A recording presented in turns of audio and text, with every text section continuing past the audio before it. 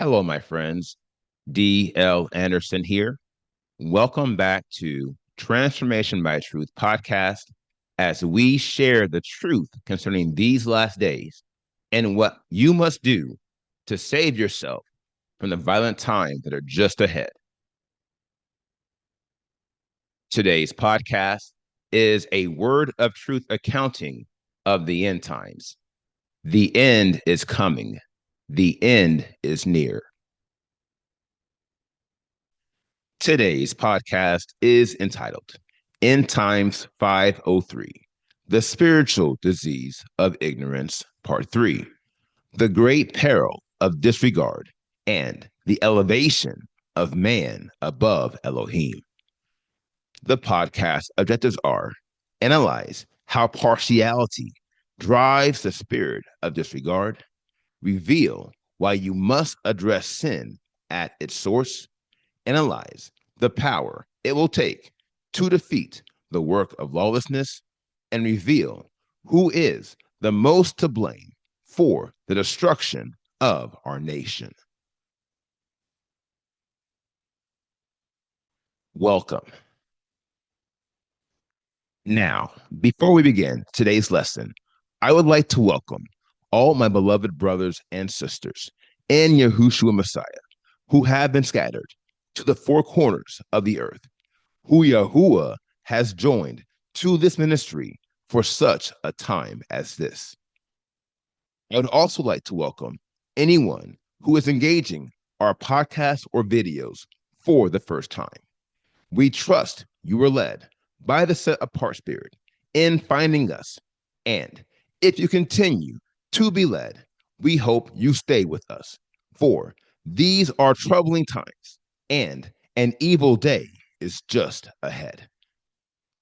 To this end, if you are watching this video on YouTube and you have not subscribed to our channel, click the subscribe button below and you will be alerted whenever we post new videos.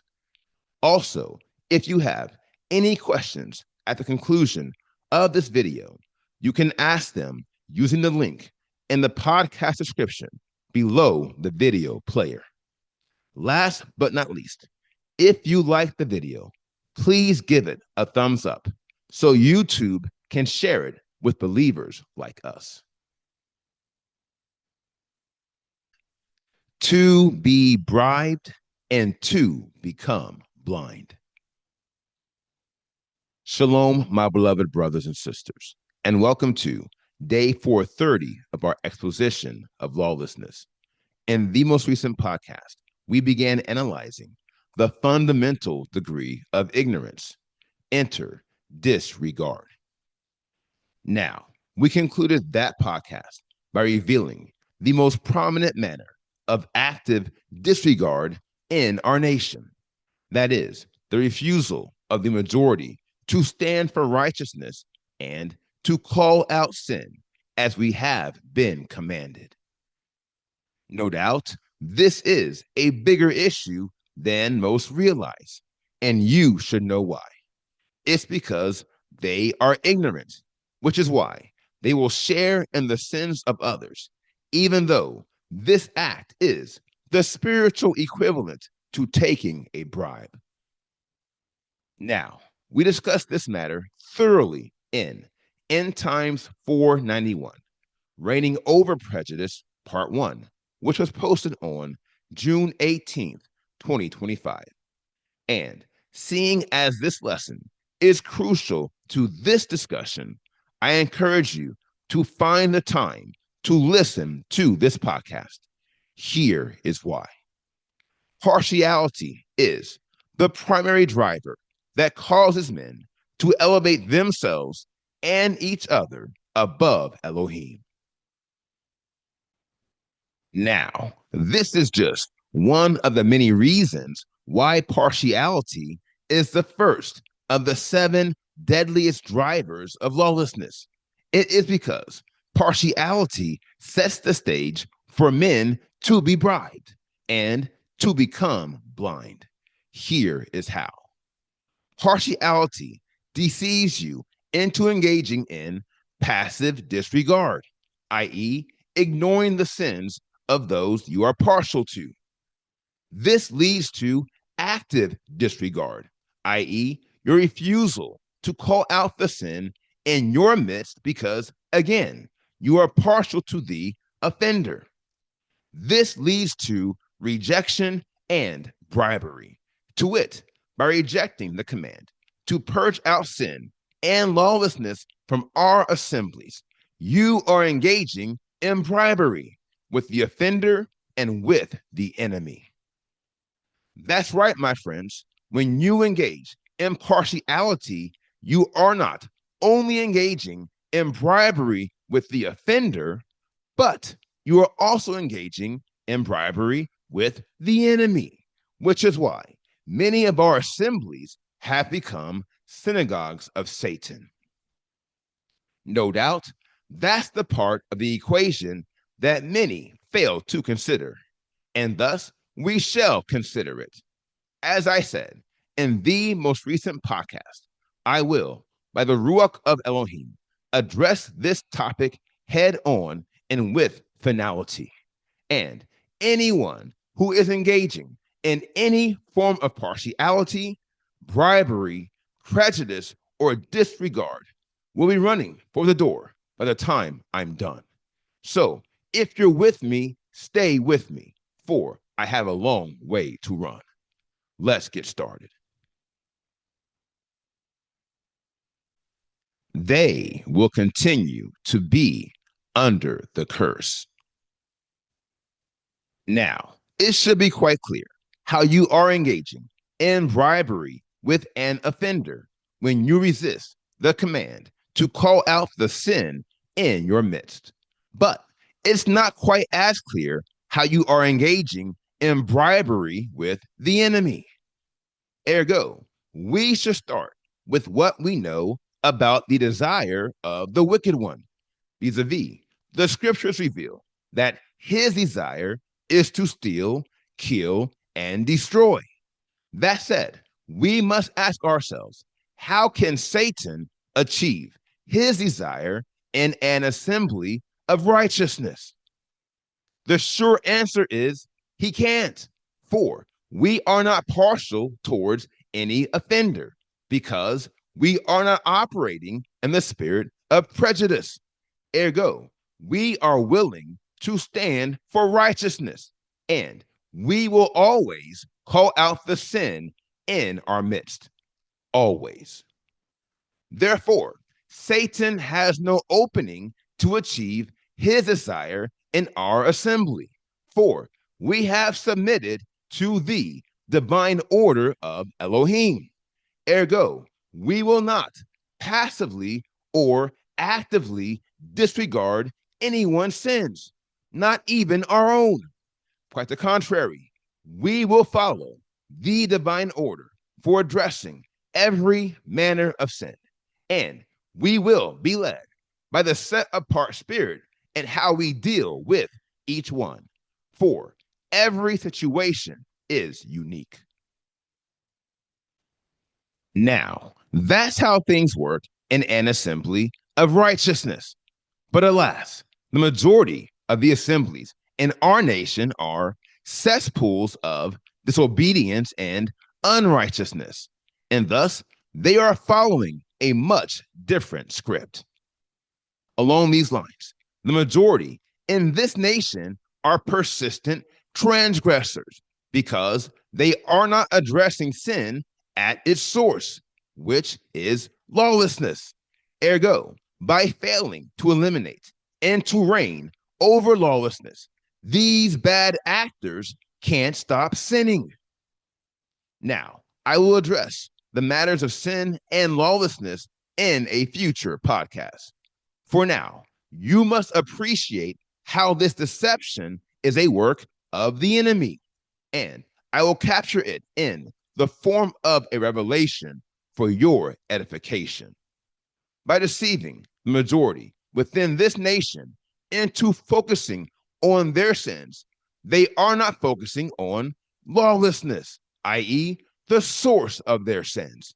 And because they are ignorant to the matters of lawlessness, they cannot resolve the matters of sin, which is why they can't stop sinning.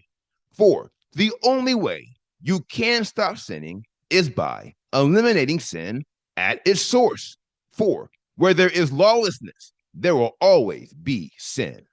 Facts. Now, that was the inflection.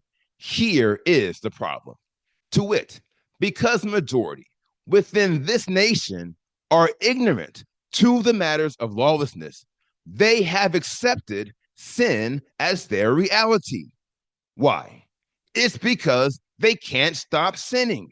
And because they are infected with ignorance, they can't see a path to victory over sin because they are blind. And so they will continue in sin and they will remain under the curse of this captivity. This is the way of lawlessness as I know it. He can see what you're trying to hide. Now, this analysis reveals how Satan is working his will in many of our assemblies. It is because these assemblies don't stand for righteousness. Quite the contrary, they stand for corruption and unrighteousness, and they are all operating in lawlessness. Now, to prove this matter, we should analyze the procedural model of this example. That is to ask, how do men and women engage in bribery with the enemy and in the process allow him to work his will in their assemblies? Well, I'll tell you in short but decisive order. It starts with the enemy inciting someone to commit an illicit act of sin, and then the sin becomes known. From there, it is incumbent upon the assembly to address the sin following the divine order of Elohim. Satan knows this, and so what does he do? The answer is sure. He uses the spirit of partiality to deceive the rest of the assembly into ignoring the sin, to the point where they actively disregard the divine order of Elohim and they attempt to address the sin in their own way. Here lies the problem. Many problems, actually. First and foremost, allow me to remind you what you are doing when you disregard the divine order of Elohim with a definition of disregard. Once more, please. To disregard is to pay no attention to leave out of consideration, to ignore, to treat someone or something as unworthy of due regard, care, respect, or notice, to slight. Now, the interest phrase in this definition is to treat someone or something as unworthy of due regard, to slight. My dear friends, hear me carefully as I say, when you resist the divine order for any reason, you are telling the Most High Elohim that he is unworthy of due regard. Brothers and sisters, hear me carefully as I say, this is one of the worst things you could ever do. And although I have hinted at it until now, I will tell you why. Consider this, my friends, and be advised. When you slight Elohim by refusing to follow his divine order, you will find yourself on a fast track to rejection. In effect, you are infected with the 16 deadliest degrees of lawlessness in one turn. And if that isn't bad enough, besides slighting Yahuwah Elohim and the spirit of disregard, you have taken your blasphemy to the next level. Look here. By attempting to address sin outside of his divine order, you are telling Yahuwah that your way is best. Tis madness, tis insanity, tis foolishness, tis folly. Let me tell you something. Only a fool would think they can address sin better than Elohim. And yet, because deception is involved, there is more going on in this scenario than spiritual idiocy. My dear friends, remember what I told you about the enemy. To wit, he always has a master plan, a shell game, as it were.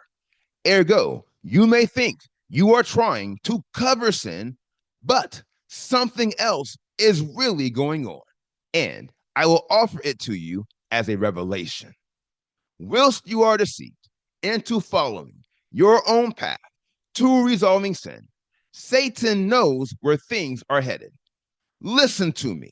He knows you will fail to resolve the sin outside of the divine order of Elohim. And that was his master plan all along. That, my friends, is his patented play, his go to move, his shell game. And because you couldn't see it, you will, at this point, only have two options. Door number one, you call out the sin and you follow the divine order you resisted at the first. Or door number two, you ignore the sin of inviting a curse. Now, unfortunately, the vast majority who reach this juncture will take door number one for the simple but sure fact that they're in too deep. Trust me, this is how criminals work. To wit, once a crime is in commission, it is impractical and often impossible for a criminal to abandon the crime. For there is a point during the commission of a crime where there is no turning back. Alas, someone is going to do the time. Here again, Satan knows this. Trust me, there's a reason why this is one of his go to moves. It is for the following reason, which I suggest you consider carefully and bookmark if you are led. If you resist the divine order of Elohim, you will eventually begin doing Satan's job for him. You, my friend, will begin deceiving yourself. And you will reach a point where you are no longer trying to resolve the sin. Quite the contrary. You, my friend, will do your very best to hide the sin. And the easiest way to hide the sin is to disregard the sin. And by disregarding the sin, you are opening yourself up to ignorance, and you are merging onto a fast track that leads to a full rejection of Yahuwah's will. And that, my friends, is why Yahuwah raises up watchmen like me to let you know that he can see what you're trying to hide. And when you show partiality towards any offender, you are working with the enemy. You, my friend, are now on his side. Read the fine print. The one who knows better and does nothing. Now, if you're wondering why I can speak to these matters with this level of authority and conviction, I'll tell you, it's because I've witnessed it and I've experienced it.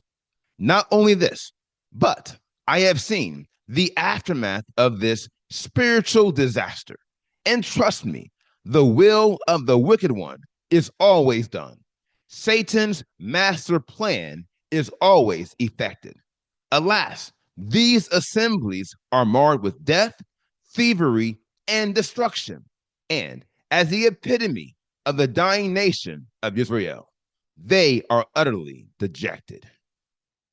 My dear friends, this is why I will encourage you again, once again, to listen to End Times 491, Reigning Over Prejudice, Part 1, which was posted on June 18th, 2025. You must believe me, partiality is destroying our nation in a terrible way. We know this because partiality is driving many within this nation to worship the creature above the creator.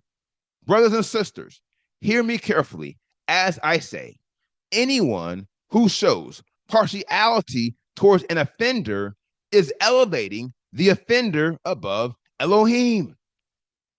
Not only this, but by refusing to follow his divine order for resolving sin in favor of their own delinquent thinking, they are changing the truth of Elohim into a lie.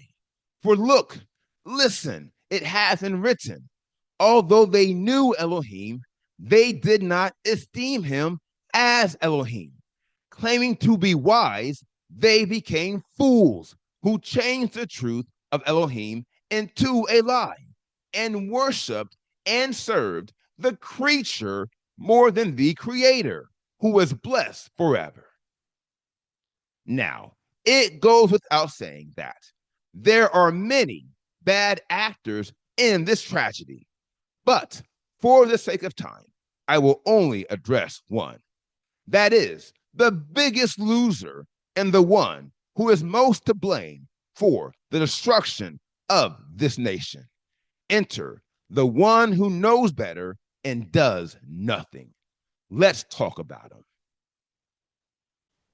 Now, the reason why these bad actors are the most to blame is because they, by the Ruach of Elohim, have the power to prevent ignorance from destroying their assemblies.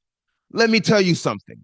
They may eventually take a bribe and turn a blind eye, but at the earliest interval, they are not blind. Quite the contrary, their eyes are open and they can clearly see. They can stand for righteousness or they can engage in partiality. Here lies the inflection. To wit, in many cases, they are the only ones who can prevent the enemy from accomplishing a complete takeover of the assembly. Here is why. More often than not, a good majority of an assembly, due to their lack of spiritual maturity and growth, cannot perceive the true dangers of lawlessness and sin. However, every assembly of righteousness has spiritual leaders who have been called to guard their flocks. Here lies the problem, and I will offer it to you as a revelation. Get this if you believe you are a leader in Zion, and fix your heart to understand. Yahuwah will not empower you to guard his flock if you are not willing to first guard his commands. And this, my friends, is why the majority of those who know better will operate in partiality and open the door for Satan to come in. It's because they are not true leaders, for they are not following the example of the Good Shepherd. Quite the contrary, they are spiritual mercenaries who are willing to sacrifice their flocks, being fully aware that they are sacrificing their flocks. Now, let me tell you something. There is a telltale in this matter Yahuwah wants you to see. To wit, standing for righteousness does not mean you will suffer for righteousness. Here is why. If you stand for righteousness, there is the chance that the offender will be converted and the entire assembly will follow the divine order of Elohim. This brings us to the question of the hour. Vis-a-vis, why would someone who knows better ignore the path to saving a sinner from the error of their ways and allow their assembly to become a synagogue of Satan? The answer is sure. It is because they don't believe the sinner will be converted. Brothers and sisters, hear me carefully as I say, we have now gotten to the root of the problem. Vis-a-vis, the one who knows better will do nothing because they know the offender will not repent. They know he or she is not going to change. And this is why they refuse to stand for righteousness. It is for the following reason. Hold this knowledge fast, my friends, and examine the assemblies you are in. Repeat offenders are infected with many strongholds. Ergo, when you stand for righteousness in this scenario, you will suffer, for the offender will resist you, and those partial to his or her sins will attack you. Now, here again, I've witnessed this satanic scene many times, and I know from personal experience. And every time there was at least one person who had the power to save their assembly, and every time they would not. And this, my friends, is why they are the biggest loser. As I said before, Elohim is not mocked. And thus, I suggest you consider this final inflection point and be advised. The one who knows better and does nothing will always receive the greatest judgment for the crime. For as they were willing to turn a blind eye in partiality, they will eventually lose their spiritual sight and they will remain blind. This is the fate of the one who knows better and does nothing. Set your heart on these matters, take counsel, and speak your mind. Now, here is the final word. This life is like an open book, the second time that one should look. Brothers and sisters, hear me carefully as I say, many within this nation are making terrible decisions that are having terrible consequences in this life, and they will incur a worse fate in the life to come. And if you are not careful, you will follow them into endless death for engaging in partiality and disregard. For the path that leads to death is easy, and the path that leads to life is pressed hard. Heretofore, I recommend stand up for what you know is right. Don't turn a blind eye, for the greatest judgment awaits the man who knows better and yet stands by. Now, here is today's assignment. Meditate on today's lesson. And if you have any questions, please submit them using the form at pinnacleofholiness.com. And I will respond to you as soon as I can. Now, here is what's next. We completed today's podcast, End Times 503, The Spiritual Disease of Ignorance, Part 3. And the next podcast is entitled, The Divided Nation of Israel, Part 2. I will post this podcast on Friday, September 5th, 2025. Until then, my friends, continue to be led by the Spirit of Elohim. Continue to watch. Continue to pray. Continue in fasting. And most of all, continue to be focused. For the end is coming. The end is near.